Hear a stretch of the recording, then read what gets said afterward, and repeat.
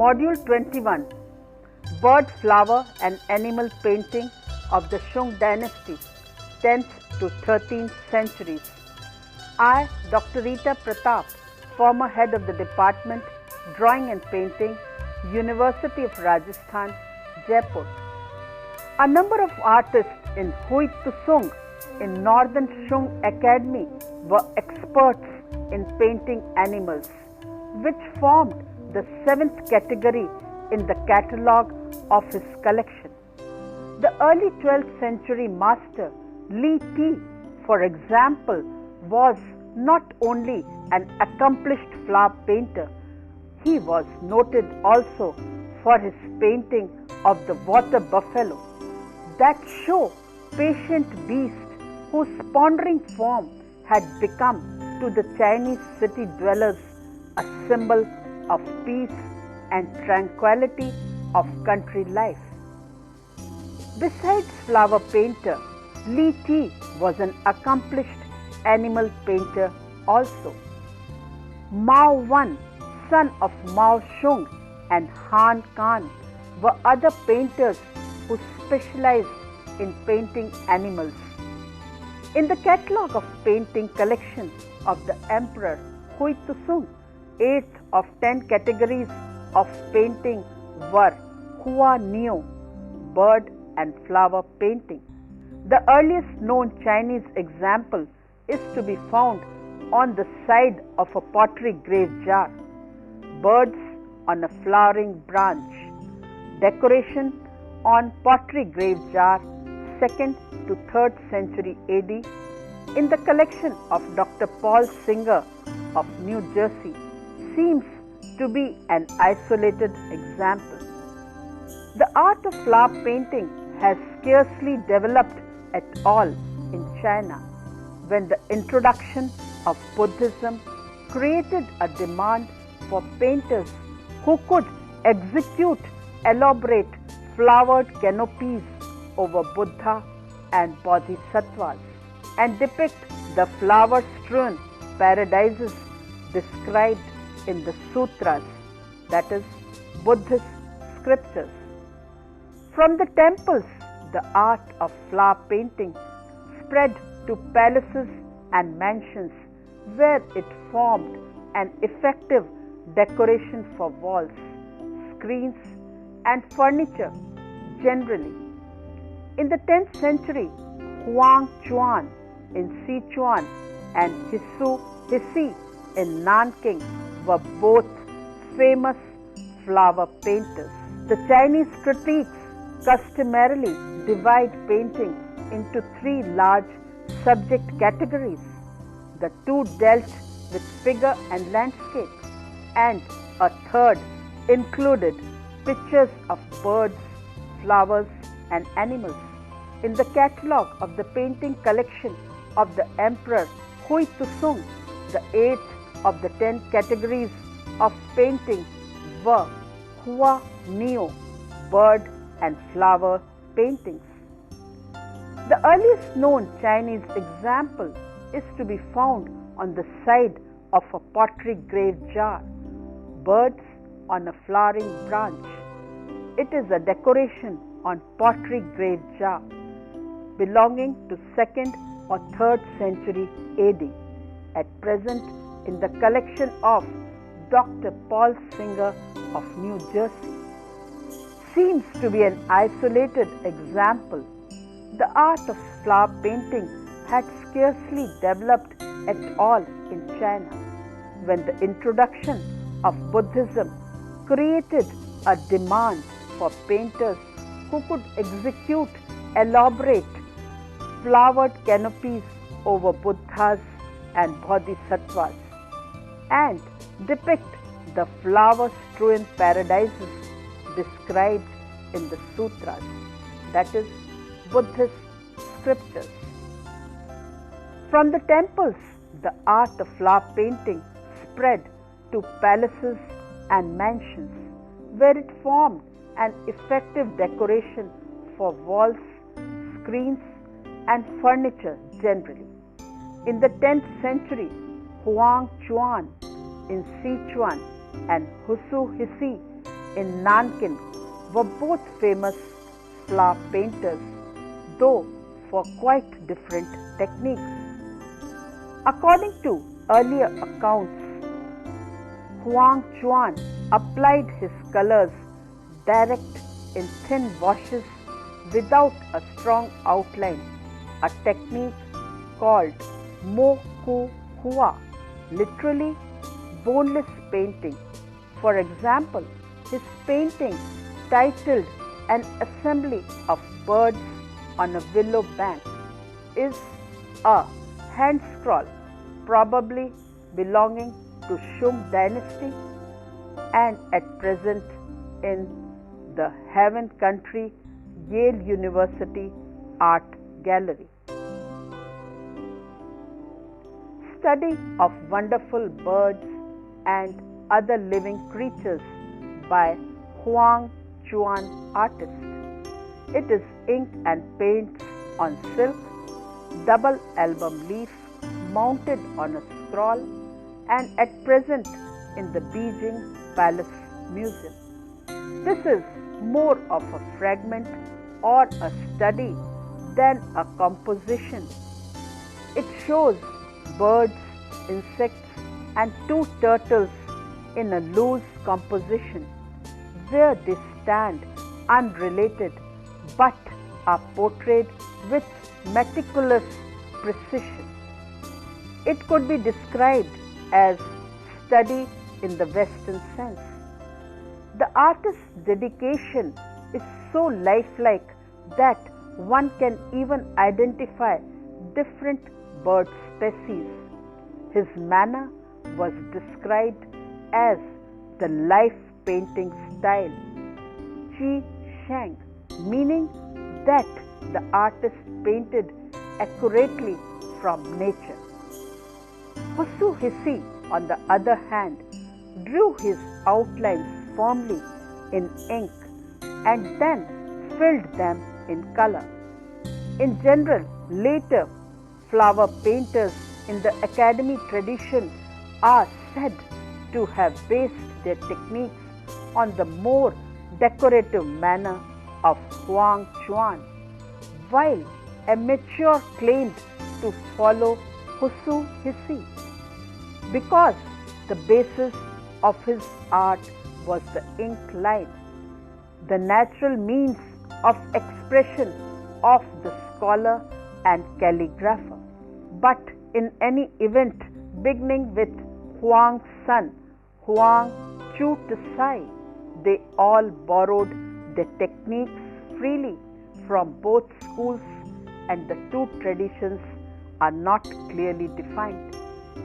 The above said painting has an inscription referring to its having been recorded and selected by the Interior Treasury of Painting of the Imperial Palace in 1032 AD.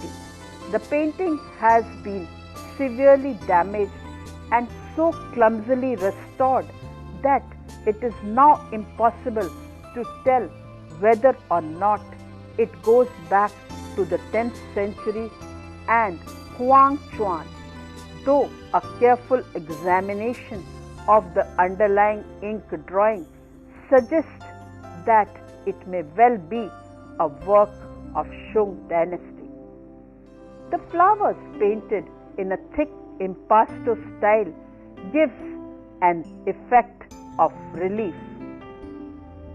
A large hanging scroll in the Palace Museum collection, Taiwan, depicts two magpies teasing a hare, dated to 1061, which bears a signature of Tsui Po, a brilliant and wayward member of the Imperial Painting Academy. The artist has caught miraculously the atmosphere of oncoming winter, presenting it not as a set of conventional forms in frozen, colorful immobility, but as something that happens in nature. The air is full of tumult. The magpies shriek their insults, while the cold wind rattles the dry bamboo and seeks to tear from an old branch, and the few dead and dying leaves still cling to it. Birds and Flowers painting under Hui Tusung and after. The compilers of the catalogue of painting in the collection of Hui Tusung, the painter emperor of the northern Shung dynasty, remarked somewhat tartly that Tusui Po showed an excessive reliance on his own wit. That such a verdict could have been passed is symptomatic of the change that had come over imperial patronage under Hui Tusung. The emperor Hui Tusung himself was a bird and flower painter of major rank. He painted birds and flowers in a flawless, accurate technique and demanded the same of his academicians. He would give them set themes to test their observations and would criticize the most trivial mistake. When he himself painted a picture, they hastened obsequiously to copy it. As a special mark of his favor, he would add his own abbreviated signature and perhaps an inscription in his elegant handwriting to any of their paintings that particularly pleased him. Among his favorites was Li Anchung, a specialist in painting quail, who was later awarded the Golden Girdle under the Emperor Cao Tusung at Hangzhou. It is now difficult, if not impossible, to separate the surviving several dozen paintings by Hui Tusung himself from those of his academicians that he obligingly signed. One famous painting by Hui Tusung is the hand scroll of 5-colored parakeet on a branch of apricot blossom. It is at present in the Museum of Fine Arts, Boston. Belongs to early 12th century. The inscription, certainly by the emperor himself, describes the bird in poem and prose as lovable guest in the garden, a visitor from the south. The parakeet here is observed with minute accuracy. The bird is poised in an airless void without depth or atmosphere. No breeze lifts its feathers. No sound escapes from to beak. With such an example before, the court painters of later times had no longer any incentive to look at nature itself, for Hui Tusung and his circle had created for them a world more perfect and flawless than nature ever achieved. Another painting of the emperor Hui Tusung is 2 finches on twigs of bamboo. It is a section of a hand scroll, ink and colors on silk, and at present in the collection of John M. Crawford, Jr., New York. Some bird and flower painters of the Southern Shung Academy, however, succeeded in their exquisite pictures in transcending the conventional limits. A lovely fan painting, Birds Colouring on a Blossoming Quince, is believed to be by Lin Chun, a prominent member of the Southern Shung Academy. During the later years of 12th century, he is said to have based his style on that of the early Northern Shung flower painter Chao Chung, who was one of the first to make intimate close-up studies of nature. The chattering birds, delicate leaf and soft colors give the picture a seductive charm. Huitusung and painters of animals. A number of artists in Huitusung's reign and in Northern Shung Academy were experts in painting animals, which formed the seventh category in the catalogue of his collection. Artists portrayed animals absorbed in their private activities, being unaware of being observed. The early 12th century master Li Ti, for example, was not only an accomplished flower painter, he was also noted for his paintings of the water buffalo that show patient beasts whose ponderings form had become to the Chinese city dwellers a symbol of the peace and tranquility of country life. Li Ti's most beautiful paintings of this kind are probably a pair of album leaves in the Osaka Municipal Art Museum, Japan, depicting two farmers, the one leading his buffaloes and the other riding him homewards through the snow on a winter evening. Returning through the snow on a water buffalo is dated to 1100 after 1197. A number of other buffalo paintings of the Shung dynasty have survived, many of which are attributed, though less reasons, to Li Ti. Another theme popular with the Shung academicians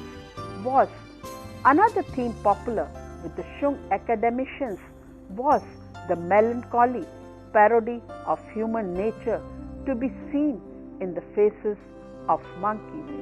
The most famous monkey painter was Mao Shung, belonging to early 13th century. His surviving works show both masterly technique and humorous insight into simian character. Monkey by Mao Shung. It is an album leaf, ink and colors on silk, China, belonging to Shung dynasty and at present in the Tokyo National Museum.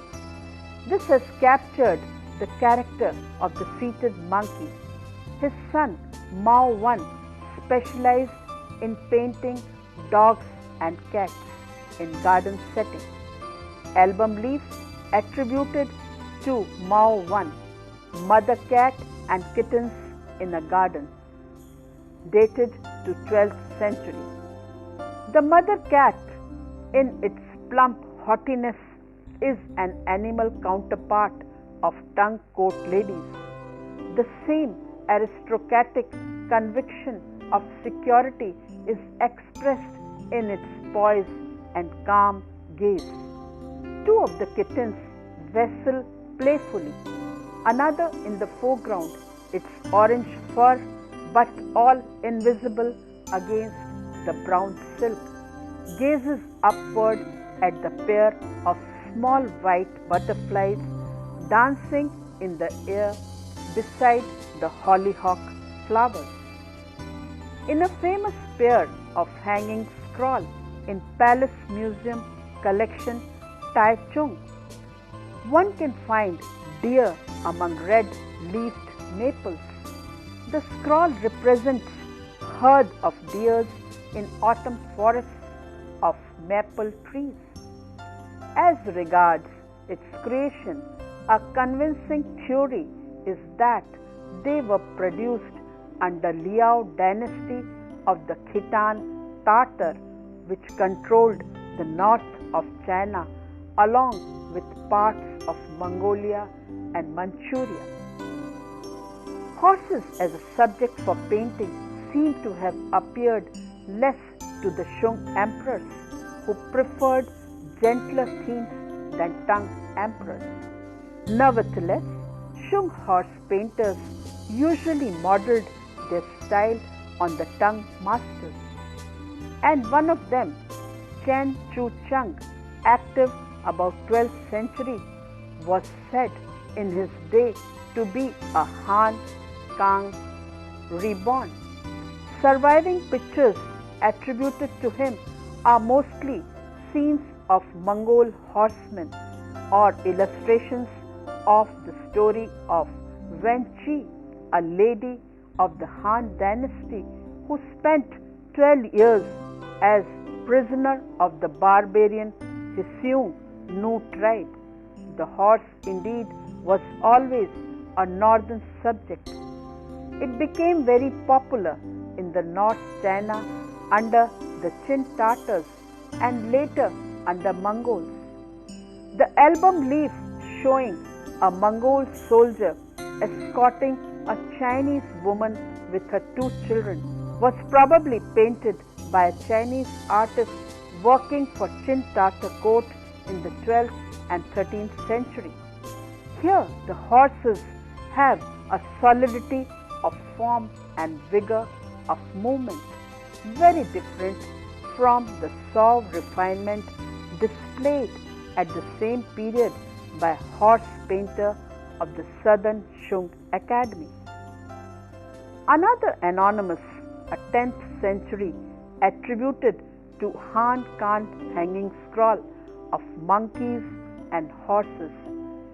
It is ink and color on silk, belonging to 8th century and at present in the Palace Museum collection, Taichung.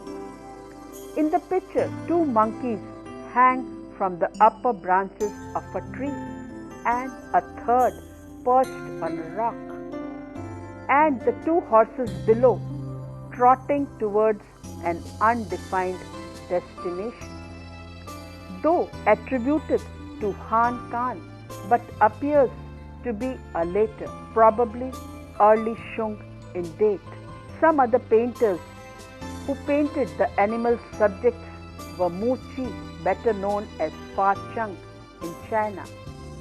His scroll, Monkey with a Baby, is ink and slate color on silk and belongs to the Southern Shung Dynasty and at present in Daitokuji, Kyoto. This is a boldly depicted painting. The mother monkey is holding her baby on the pine branches. Li Feng means creation, 5 tribute horses, section of a hand scroll, ink on silk, China, Northern Shung Dynasty, formerly Kikuchi Collection, Tokyo, is also a beautiful example. Chao Meng Fu's hand scroll titled Sheep and Goat is a good example. It is also ink on paper, belonging to Yuan Dynasty and at present in the Freer Gallery of Art, Smithsonian Institution, Washington, D.C. Here, the painting and calligraphy is by Chao Meng Fu. The 2 animals, sheep and goat, are beautifully delineated in minimum of lines and effort and the effect convincing. At the end of the Tang period, there had been some depictions of phantasmagorical creature both in landscape and in painting of plants, animals and figures, but they were superseded by more realistic forms in the 5 Dynasties period when animals became animals again. Major artists in the history of Chinese paintings were such men as Li Chang, Tung Yuan, Chu Qi. All genres were produced in this period. Bird and flower painting with its subgenre of bamboo painting, monumental landscape painting and painting on religious subjects and legends figure painting. The 5 bullock painted by Huang belongs to Tang period, ink and paint on silk and at present in the Beijing Palace Museum, collection. The picture bears an inscription by the emperor of the Qian long reign, and many collectors feel it is seen that painters of the time did not specialize in a single area either. There is found a comic element in the different attitudes of the animals. The bullocks are obstinate or skittish, with specific features such as prominent bones and horns are curious in appearance. Technically, the artist has employed outline and color to define physical characteristic and not light and shade. A deliberate ink stroke portrays fold in the flesh. The use or omission of color conveys the making of the animal's coat, and depiction remains a surface representation. Scroll of 100 Horses by anonymous painter, Tang period, influenced by Han Khan. Ink and painting on silk, and at present in the Beijing Palace Museum collection. This picture by an unknown artist reflects the life of grooms and the horses in their care, portraying the liveliness of the horses themselves and the activities involved in working with them. Its composition traces a succession of events. First, the horse is untied and washed. Then it plays, is fed and groomed. And finally, two caparisoned animals clearly mark the end of the pictorial scroll, their heads pointing back to its beginning.